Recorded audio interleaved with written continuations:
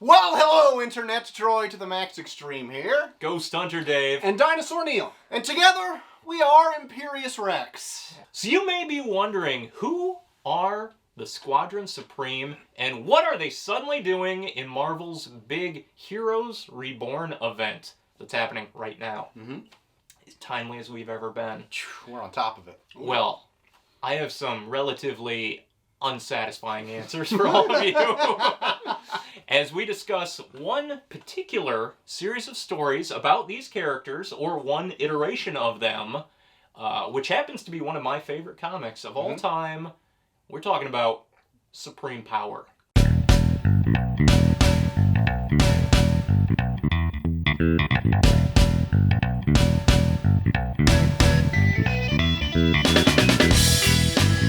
So Supreme Power was a 2003 reboot of Marvel's own Squadron Supreme characters. You may be wondering, who are the Squadron Supreme characters? Well, they were originally like a Justice League analog that was first introduced way back in 1971 in an Avengers title. They fought them. And they were more famous shortly after that in '85 when there was a mini-series called Squadron Supreme, written by Mark Grunwald. And this book was well received and often compared to Watchmen in terms of a ahead of its time deconstruction of the typical superhero mythos. Guess which one was remembered more? Not this one. Correct. Compared to Watchmen. Okay, gotcha. But we're not talking about that either. What we're talking about is the reboot of that from J. Michael Straczynski and Gary Frank. And this was hot off the heels of the Marvel Ultimate line. So they're like, you know what? Do that, but do it for this other thing we have that no one remembers or pays any attention to. And you know what? They did. Make it edgy. Make it adult. Put a Max title on it. That's right. What's Max mean? We'll think about it later. We'll figure it out. Yeah, so this was part of Marvel's Max imprint, which is long defunct now. This one, I feel like it wasn't... I mean, it was mature for the nudity, violence, and swearing, but none of it seemed like overly gratuitous to me. It just seemed like the subject matter was just like more adult oriented. In terms of like, it's about real life things. Yes. Yes. Which is depressing. Yes, very much so. And we should also mention that this, even though it's a Marvel title, does not take place in the Marvel universe. No. It is a completely real, it is essentially our world. Yeah. Right. And I believe it is Earth 31916. If that matters at all. That rolls which right it does not. So, this is an older book. Troy, you've read it before. Neil, upon rereading it, you realize you read it before. And I read it right when I was getting back into comics, like in my teens, because I was one of those people that was enamored with the Ultimate line. And then this came out, and I was like, oh, what's this? I picked it up. The artwork immediately hooked me, because I think it's some of the best stuff that Gary Frank has ever done. And then the storyline, I was like, hey, this is cool. This is what comics can be now? Like, this is, like, really, really deep stuff. This is one of the first books that you actually lent me. Yeah. And I remembered, like, this Dave guy's on the level, I guess. This is a pretty good book. On the level. Not such a dipshit after all. Smash cut back to them. Hey, Neil, look what this dipshit Dave gave me. So, Troy, what are your initial thoughts on Supreme Power? So, I like what JMS set up here, where he's taking the Squadron Supreme, which is an analog for the Justice League, and distilling it to this, like, how it would be handled in real life. Aliens on Earth and, like, this oddities happening. Like... Also right after 9/11. Also right after 9/11, yes. I don't know if it holds up for me as much as it did back then, because now I've kind of grown into, like, I'm more on the lighthearted, campy side. I really enjoy that stuff. But every now and then, dipping my toes back into some grounded superhero adventures really excites me. Ooh, you know what I mean? Tell me a little more about that. I'll tell you what. So when Hyperion lands and he is like, because he is the Superman analog, Right. Hyperion. Yep. Yeah. It's all like in this book. It's like what happened in meta commentary to the real world of comics, where Superman, being the first superhero, spurs all of these other superheroes on, and it's like that in the book. Hyperion lands because of his arrival. All these other oddities start happening, and superheroes keep popping up all over the place, regardless of whatever their abilities are. Right. And I think, like, the most interesting take from this is right off the bat, the premise is, what if Superman, instead of being raised by a kindly Kansas couple, was snatched up and raised by the government to be a super powerful weapon? Yes. Which, it's like, that's it. That is exactly what supreme power is. Yeah. And you can do so many interesting things with that. Even without bringing in, like, the Justice League, which he does bring in, but I like that he sporadically peppers them in. It's Yes. not like, here's everyone all at once. Right. Like, this book has a very deliberate pacing, where some may say it's slow. I really like that. Like, it is not a fight on every page. Right. Like, there's maybe 3 battles in the entire 18-issue run of this, and they're like 1 per trade. Yeah. And they're not even like a fight to the death. It's not even like a big resolution happens with it. It's way more about like the character development. Yeah. And I think like the main takeaway of the Squadron Supreme characters, like every iteration of them, their thing they do is eventually take over the world. I think like that's you're putting Hyperion in something, he's gonna take over the world. Yeah. So that is kind of what this is like leading up to. And spoilers, the book never gets to that, but it's interesting. Like that's kind of what this character does. This is showing like how this fairly normal kid can be raised under this horrible environment to the point where he like completely turns on everything he's been instilled in and decides like, fuck it, I'm gonna rule the world and all you people are gonna do what I say. Yes.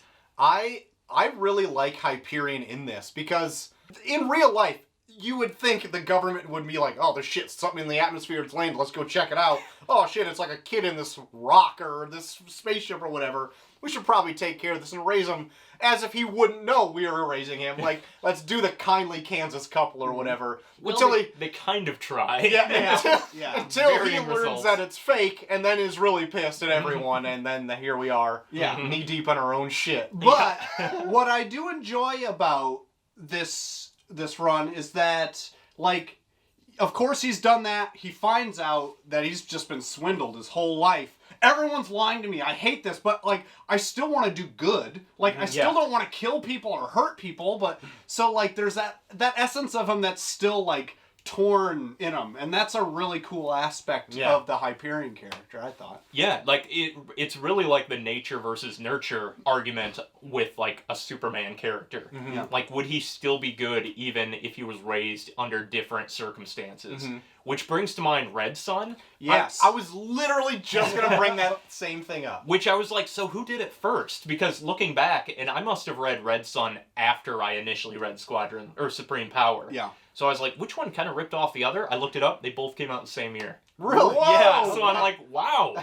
2 very similar, like, takes on Superman with very similar results, I guess. I don't know how else to say it. They actually tried to do kind of the same thing with Superman as they did with Hyperion in Flashpoint, where the government raised him, and he's like this scrawny thing just kept in captivity. Because they don't know what to do with him. He breaks out and he's like, I'm free, but he's like this wispy little... Bye! The wind blows him away. Yeah. One of the things I like about this is how much time is spent on, like, what you would assume are inconsequential details, where it's like, it's not about him, like, being raised as a kid, it's about him becoming Superman, but it's like, but who he becomes is all in part to how he was raised. Yes. So you get, like, a behind the scenes of how the government decided to raise him. Like, they have 2 agents playing his parents, and they're like, you're gonna be in this for the long haul. Like, you're gonna sign on for, like, 30 years of your life, but then you can retire, but you cannot break character. You have to be this kid's parents. And, like, they're teaching him, they're making sure that every lesson he learns in school is very, like, America First propaganda. Everything he watches on TV is, like, news reports saying, like, how these other bad countries are hurting people. And you feel so bad for the kid, especially today, reading this. Where, like, at that time, I mean, that was when this stuff was actually like force-fed down everyone's throats, because after 9/11, it was all rah-rah patriotism propaganda. Right, yeah. And this So is maybe even- we didn't even realize how on the nose it was then, but like reading it 20 years later, you're like, oh my lord. Right. And the point that, like, he's even... It would have been, like, what, 20 to 30 years, like, in the modern era, but they're still raising him in, like, a 40s and 50s aesthetic. Yeah. Mm-hmm. Yeah. Where he's not allowed to interact with anybody. Yeah. And then eventually, like, his powers start to kick in. He accidentally roasts a family dog and freaks out his parents. Yeah. Which they field tested as that would be the perfect dog for this kid. Yeah. One thing that I really loved is when he learns he can fly, he, like, reveals it to his dad, or his fake dad. Yeah. And then he asks him, like, do you love me? And he's like, of course I love you. He's like, then I'll stay. Because, like, you realize now I can just leave. But I'm staying because you guys love me. I love you just as much as you love me. And that's, like, a phrase that carries over as it goes. So it's like, he's testing him right there. Yeah. Where he's like, I'm going to put up with you guys as long as I believe you care about me. Yeah. But when you no longer have, like, my best interests at heart, like, I'm done. Yeah. I'm bolting. But what's the guy gonna do? I don't want to get boned like that dog. Yeah. You know that guy, the second he went to bed, was like, fuck me! Yeah. This job sucks! Yeah. Yeah. We mentioned how there's very little actual, like, fighting and battles in this. Yeah. A lot of it is just government officials talking to each other on, like, the plans and stuff. And it's so, like, it's very wordy. I'll give it that. There's a lot to, like, go over and read. It's pretty dense. But, like, it's so intriguing because it's, like, the consequences on those conversations are so high. Yeah. Yes. And it's like, you can relate this to all the current Justice League characters. So you're like, oh, this is what would happen in any of these books. It's like, this is like that other side of the curtain that we don't ever get in other comic books. And you can apply it to any of them, and it would probably kind of play out the same way. And on top of that, it's very well written. Like, it's not dry or boring. Like, JMS is a very good writer on this. Yes. And I haven't read a ton of his other things. I've read Rising Stars, which he did before this, and it is very similar to this. It's almost the exact same concept, but I feel like he nails it more on this. Yeah. But, like, just the dialogue and the personality that you get between all these characters, these non-powered characters that you could normally give two shits about, but, like, the general, the newspaper writer, all these guys, I'm like, I really get a feel for these guys. I really like these guys, and they're not, like, the main characters. Right. And then... But let's get into some of the other main characters. Right, yeah. Your Batman analog in this is Nighthawk, which his origin is very similar to Batman's, obviously. Yeah. But he is a black man whose parents are killed through active racism. Yeah. And so he grows up being, like, a racist, kind of? Oh, a super racist. Yeah, I would like, say. I mean, it's With so, good reason, I suppose. Yeah, so, but... like... And the point where he lives as well is, like, there's a ton of racism on... Chicago. Yeah, black and brown people as it is. So, like, he's out there avenging the death of his parents through... Brutal violence to white attackers and only protecting black victims. Yes. Yep. And so his character is super interesting as well. I don't feel like he gets a ton of time. No, he's in kind this. of one of the more background characters of it, because he's the only non-powered hero. Yeah. Just like Batman. I think he's got a great look in this as well. If you Yeah. look at what he So looked cool. like in Squadron Supreme God. before Yeah. this, it's completely different. The costumes in this are fantastic. Yes. And they're right out of, like, the Ultimates playbook, where Oh, they're yeah, all, for sure. like, very, like, form-fitting, like, Yeah. Kevlar vest type stuff. Yeah. That looks very practical, but it looks phenomenal. Yes. I love every character. I love the look of Doc Spectrum, Yes. who Yeah. is like the Green Lantern analog. He was a military soldier who is known, he's called Doc because of his surgical precision in killing the enemy. Yeah. And they carve off a gem from Mark's spaceship. Yeah. And everything, they realize, like, if you touch it, whatever you think you can, like, you can generate into real life or whatever. But it's been, like, killing everyone that uses it, so they need someone with, like, a very single-track mind to be able to use it, and it ends up, like, bonding to his hand, and they can't remove it. So he becomes like this Green Lantern character. Yeah. But at the same time, like he's occasionally possessed by the gem Yeah, too. yeah. And he starts speaking like in tongues from the ship. Yeah. Yeah. So you get little hints at this larger force at work behind the scenes. Mm-hmm. Like who sent Mark, why he's there, how it's all playing out, and who these other characters are that it's like seeding. Mm-hmm. But unfortunately, you never get any resolution with that because Yeah. this just kind of ends abruptly. Mm-hmm. Yeah. The next character I like is that speedster character. The Blur? The Blur tries to like hide out for as long as he can. Right. But essentially then it's just like the government's like, hey, we know you're fast, but like, do you want all these sponsorship deals? And he's Yeah. like, yes. Yeah. And it's like, but it's mostly just like to save, it's for like good reasons, to save his mom. Yeah, he's not. Yeah. Yeah, he's not like a bad dude. He's or not a anything. bad dude. He's He's just actually a normal guy. Yeah, and he's actually saving people on his off time. He knows that like he's special. Yeah. But he accepts all these sponsorship brands, and I Yeah. just think like that comes down to the realism point again, where it's like, of course Nike or somebody would be after this person Yeah. to like Right. sponsors these people. Right. Yeah. And then kind of rounding out the initial Justice League is The strangest one of all, yeah, probably. yeah, Zarda, Yeah. Power Princess from the original, where she is essentially like this Wonder Woman character who has been on Earth for like thousands of years, and it almost seems like she was initially sent like the same way that Mark was, and she's been waiting for him to arrive, but like the locals in that area see her as like this goddess, and they've been like giving her food, like offerings every Right. day until Bowls of bread and grapes. Yes, bread and grits, until she decides like, okay, enough time's passed, I'm coming out, and I'm like sucking the life force out of all you Yes. people Yeah. that have been feeding me, and then she's just like completely discombobulated through the whole thing. She's Yeah. a nutball. Yeah. But then she flies off and just decides like, Mark, we're gonna take over the world. Right. Like, Yeah. whenever you're ready, I'm down. Right. So And I'm also gonna be naked through this entire book. yeah, for sure. The one point that I was like I couldn't clear up, and I don't know if they do or what's going on, is that she gives Like three different three origins. different origins of like, she's like, I'm just like you, Mark. Like we're come from the same spot, but then she tells it again, completely different. Yeah. Tells it again, completely different. So you're like, this lady's on to something that we're not privy to quite yet, I think.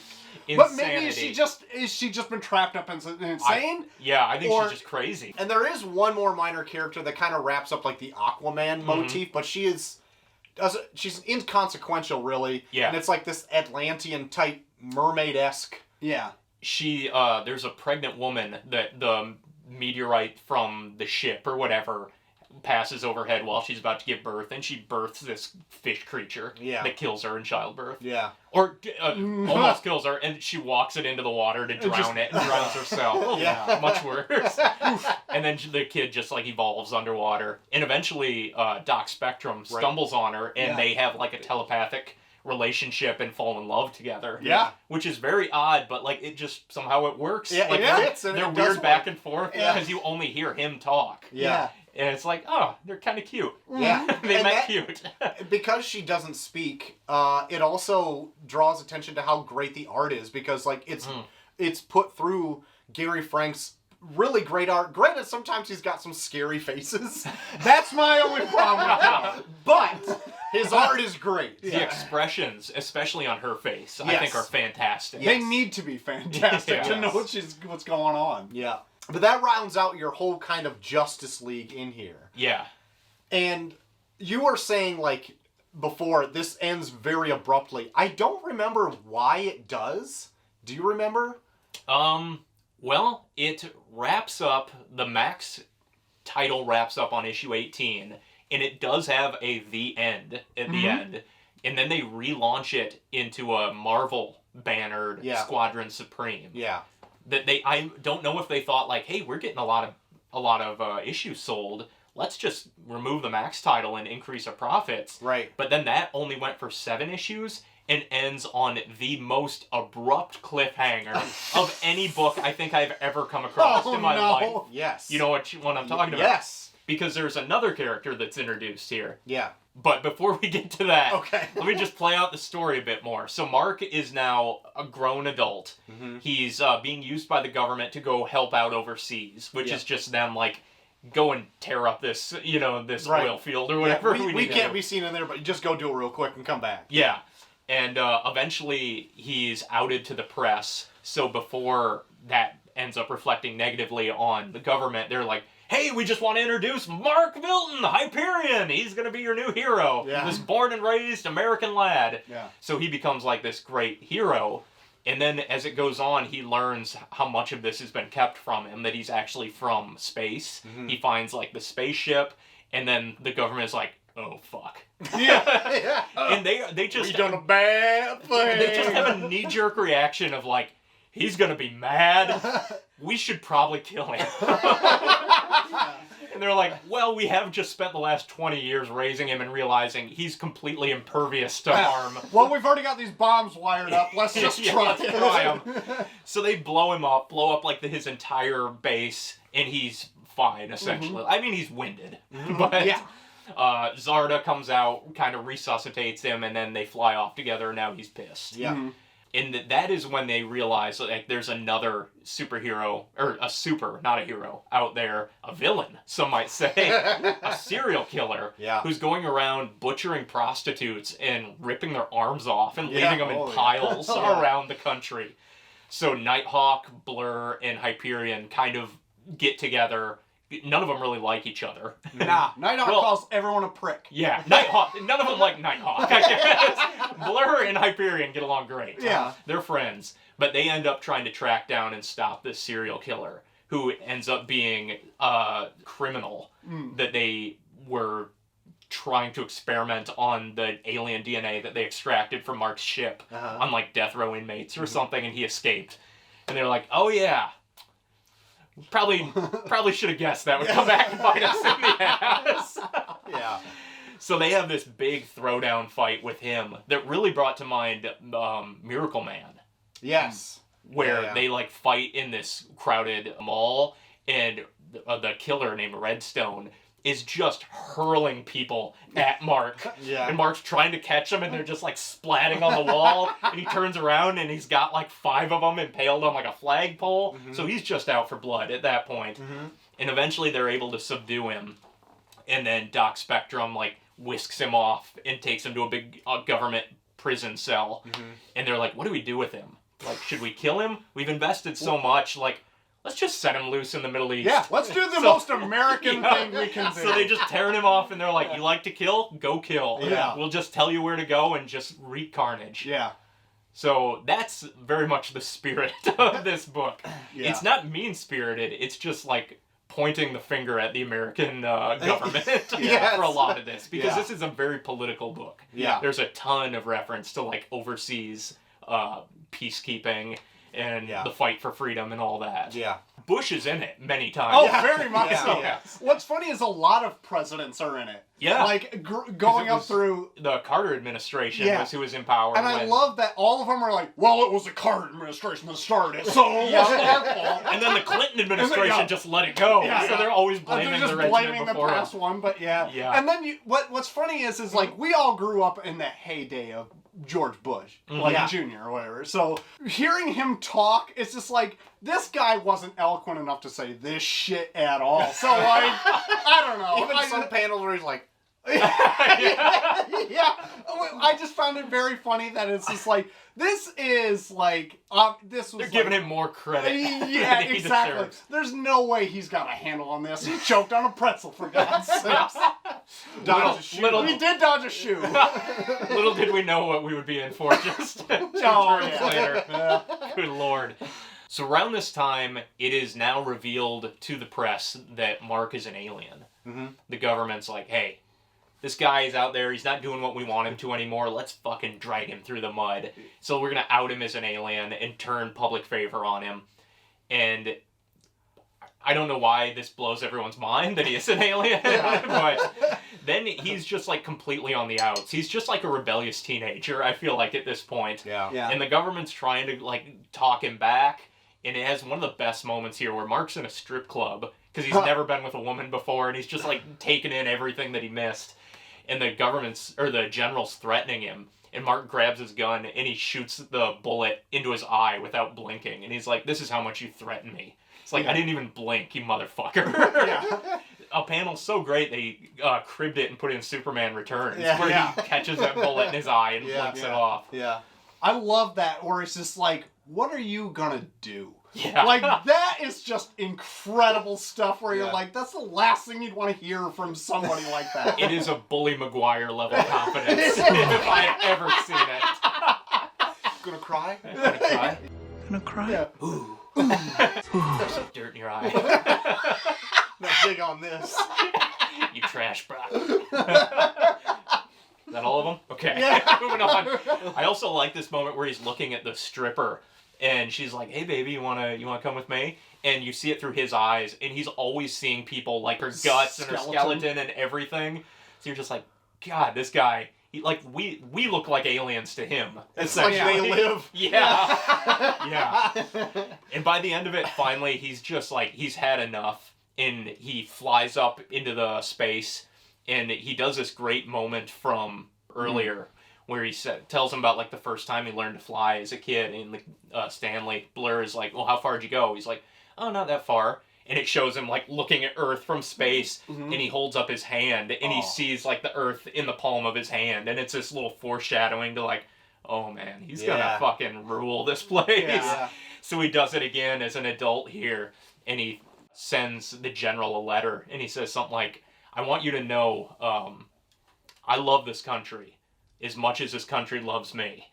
And then he goes and slams into like Antarctica or some desolate place, like harder than any earthquake has ever hit. And he's like, "Consider this the end of communication." Yeah. He's like, "Don't follow me, I will stop you." Yeah. And then it says the end. And that's the end of the book. And I'm like, that's pretty damn good. Yeah. Like, there's no drag out fight or anything. It's just like, he's just laying it down like, don't fuck with me. Yeah. There is a great thing that you talk about his flight that I always remember and go back to, where he's telling some reporter, or it's a back and forth with them. It's like, "Well, how do you fly?" It's like, "Well, how do you walk?" "I simply just step." Yeah. Yeah. And like, I don't know why, but that's just the simplest explanation of, don't overthink flight. Yeah. He can. Yeah. And I Yeah. just always remember that from this book, and it's like, yeah, that's just because he can. Yep. So, like, if that was it, I feel like this might have gone down as a really good, like, seminal work. Mm-hmm. I would put this initial, like, 18-issue series, for its time, like, the closest I think any superhero book has got to, like, a Watchmen level superhero book. Okay. At least, like, a big two thing. Because it, like, handles political and social things. It kind of turns the genre on its head and deconstructs it. It has similar, like, panel layouts and, like, symmetry and, like, visual puns and stuff, just like Watchmen does. There's even an issue where, like, the general is disassembling a watch. Yeah. Where it's like, this is very Watchmen-like. But I'm assuming that's what he was going for with this. Even Gary Frank is, like, a very good, clean, like, Dave Gibbons artistic facsimile. Well, didn't he do... Doomsday Clock. Yeah, Doomsday Clock. Years So there you later, go, yeah. Right over your shoulder. So I was like, if that was it, awesome, you know. But then they pulled out a Hyperion miniseries, which picks up right after this, and they introduce a new team of characters, and it's like so stereotypical, like comic book garbage, where they go to try to like wrangle him in. There's a Scarlet Witch type of character named Arcana, and through a mix of beams crossing, they get transported to an alternate reality where Mark has taken over and he's brainwashed like everyone, and he's now ruling the world. And they eventually like have to get him to agree to come back and work for the government again if they can go home. And they do, and then one of the other characters, who's the smartest man alive, Emil Burbank, which he says many times, he's the smartest man alive, he'll remind you that, he realizes that they didn't go to an alternate dimension, they went 2 years into the future. So they're like, oh, okay, all right. Yikes. And then from there, it goes into the Squadron Supreme book, where they are just like, everyone who they've introduced is now on the team. It's this government-funded team, and they just go to the Middle East and fuck shit up. And like everyone that they just spent all this time fleshing out just act like a bunch of government stooges. And it's so like disappointing. It's like, man, I get like maybe you're leading to Mark eventually like taking over, and he's like biding his time and all this is kind of happening, you know, below the surface, but it never gets to that. So what we're left with is just a really, like, whimpering end to this great initial miniseries that he started. And by whimpering end, I mean Redstone comes back looking for a rematch. Yeah. They have, like, this drag-out fight for an issue, and then they're all ready to face off. Nighthawk comes in, the Blur comes in, Mark comes in, they're ready to go, like, Mexican standoff, and Nighthawk's like, we're about to kick your white ass. The end. That's it. It never finishes. Never picks up. Sweet. Yeah. And there have been other Squadron Supreme books, and they just never even mention it. Yeah. They've come out like 2 years later, and it's like set in the future a little ways. Yeah. But it is never addressed, and the storyline is never finished. And it it's is such so a boner disappointing. kill. It's like, dude, one more issue. Just wrap it up. Like, what are you doing? I know. I would love to know what happened there. Like, why did JMS quit? What happened? Like, what happened? I know, that's what I was getting at before. Like, I don't know why this such abruptly... literally, one more issue. Yes. You didn't have it in you? Like, Yeah. you couldn't have a fill-in artist? Dave Gibbons couldn't Yeah. have come in and did his best Gary Frank impression? I know. The Gary popular- Frank's been doing his best Dave Gibbons impression. That popular old fill-in artist, Yeah. Dave Gibbons. He did this other book, something about watches. He probably had to go write his incredible Thor run. Did he? Yeah! All right. JMS wrote a really good Thor Oh, run. Thor. Talking about Dave Gibbons. I thought you were talking about Dave Gibbons. Nah, I thought, Gibbons I'm didn't not do familiar with this. Must be a blind Nah. spot in my Thor knowledge. Yeah.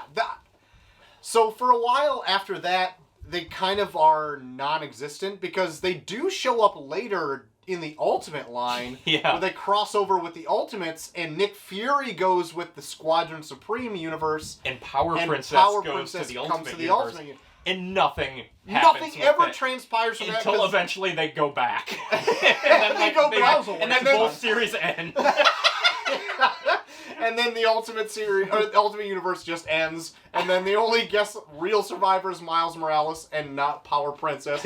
Maybe not even Nick Fury. I don't know. But what a terrible crossover that was. And JMS even wrote 3 of the issues of it, too. Mhm. So at that point, I'm assuming he was just checked out, and he's like, I guess. whatever. Do whatever you want with it. I'm done with it. I wonder if they were just like, you start it, you want to try something else? No. We'll pay you more. I guess. I'll do half. But yeah, I remember reading it, but I don't remember anything that happened in it besides the old swap. The old switcheroo. The old wife swap. That's all that I remember. And if that wasn't the worst way for this series to run out, Oh boy.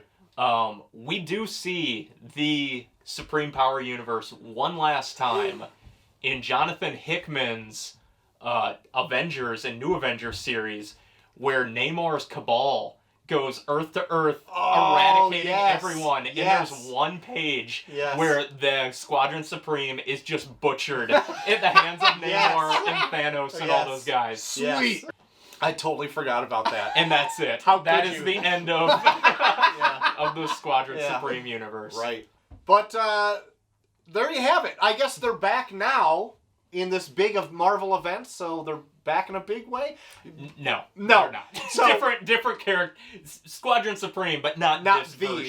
version. Because in Hickman's run for up to Secret Wars, there is an Hyperion in it as well. From an It's- alternate From version. an alternate version. It might be even like the original Squadron Supreme Hyperion that's not this Yeah, it could be. Supreme Power one. But he's great at Hickman's. I love him. Him and Thor. Thor. just chumming out, being Yeah. super strong bros. Oh my god. Love that. Yeah. It is I amazing. love his short sleeve costume. Yep. God, it's so good. Yeah, I guess if this was a trade-off for Bro Hyperion, then I'll pay it gladly. Yeah. But it was a bummer that this just wound down the way it did. Yeah. But at the same time, having just like read some of these spin-offs and where it eventually went when it went to like the all ages title, Yeah. like if this is the direction it was going to take, it probably didn't have very long legs as Yeah, it was. yeah, right. And if this is what it was going to be, I would have definitely like checked out after a couple more issues. Yeah.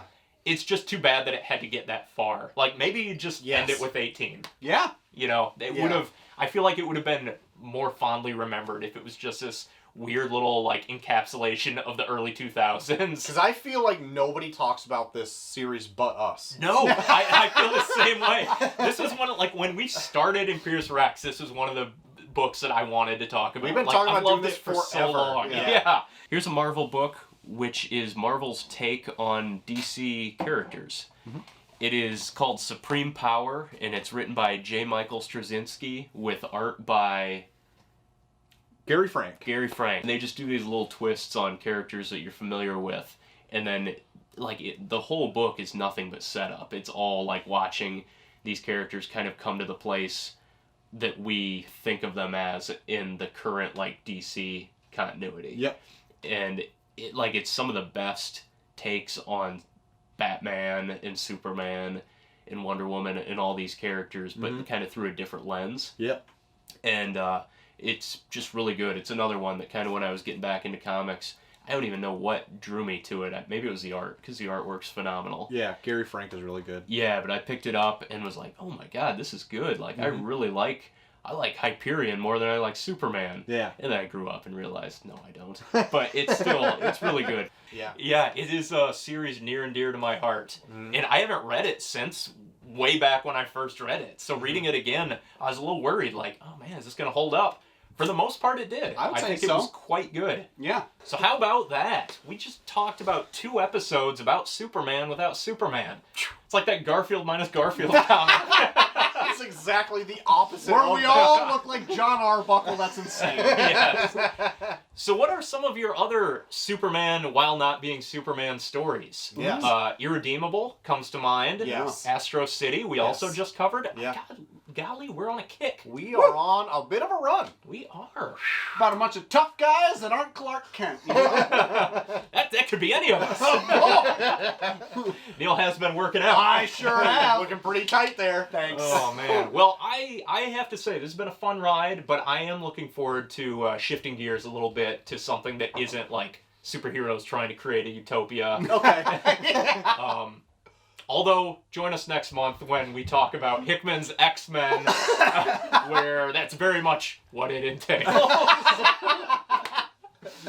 But have you also read this, and are you a fan of it? Are you even old enough to know this exists? Yeah. Let us know in the comments down below. If you would like to chat with us more often, we have a Discord, which you can find links to through our Patreon, and through our Patreon, you can have a myriad of other perks at any other tier level you choose to be in.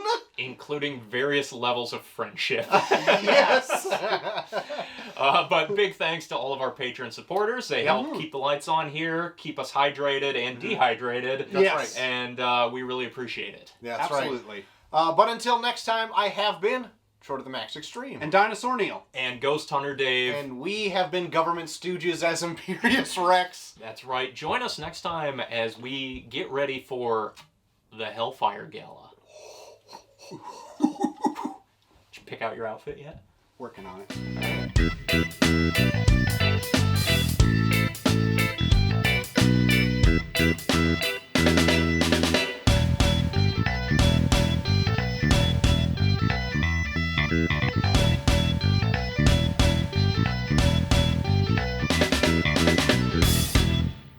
Where the beers at?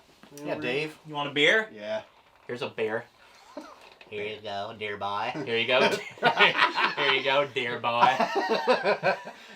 Here's your bear, dear boy. Oh boy, that's making it into the intro. Absolutely it is. Hello there, dear boys. Troy to the Max. Oh, no! No! Not with this one! I actually wanted to lower this just a hair. Nice work. Nice work fucking up the intro. Yeah, I'm the one just fucking up. Just give me the excuse. Give me the excuse to adjust the camera. How much time you got? We'll be here all goddamn night. Keep doing that same intro until we're dead. Well, hello there, Internet. Troy to the Max Extreme here. Ghost Hunter Dave. And Dinosaur Neil. And us, dear boys, are Imperius Rex. Not gonna put that in. Yes, you are. You refuse to do another take. You're like, Wesley Snipes That's on the morgue slab refusing to open his eyes at the end of Blade Trinity. They have to CGI him in. You know that story? No, I don't know that story. Well, apparently Snipes was very high the whole time. He was a big problem to work with. Oh. And he was so angry at the director that in the last scene, Snipes is dead, and then he's supposed to pop open his eyes, and that's the credits. And he wouldn't open his eyes. They're like, Wesley, go! Go, Wesley! Go! And they ended up having to just CGI eyes opening. Granted, I've only seen Blade Trinity one time. It's one more than is recommended. But if you watch it again, you can see they are obviously CGI Fake eyes. ass We'll be looking for that on YouTube exclusively. Right now. Yeah, during the show. All right, now just do the intro again. We'll No, be ready to I go. refuse. You're going to have to CGI me. Oh. How do I regroup from this? Are you at least going to explain what Dear Boys means? No. I don't think I am. All right, Steve. Rogers. Captain America. I don't think I will. How off track can we get this episode? Fuck. We've got a lot to cover here. Supreme silliness. Supreme. Supreme case of the sillies. Right, dear boy? Dear boy. I'll put it at the end, but I will not open the show with God damn it. I thought you were going to put the Blade shit at the end. the whole thing will be at the end. All right. Here we go. One All more right. time. Well, hello, Internet. Troy to the max extreme here. Ghost Hunter Dave. And Dinosaur Neil. And together, we are Imperious Rex. That's right. Mhm. That's better. Bitch. Stay tuned to the end of the episode.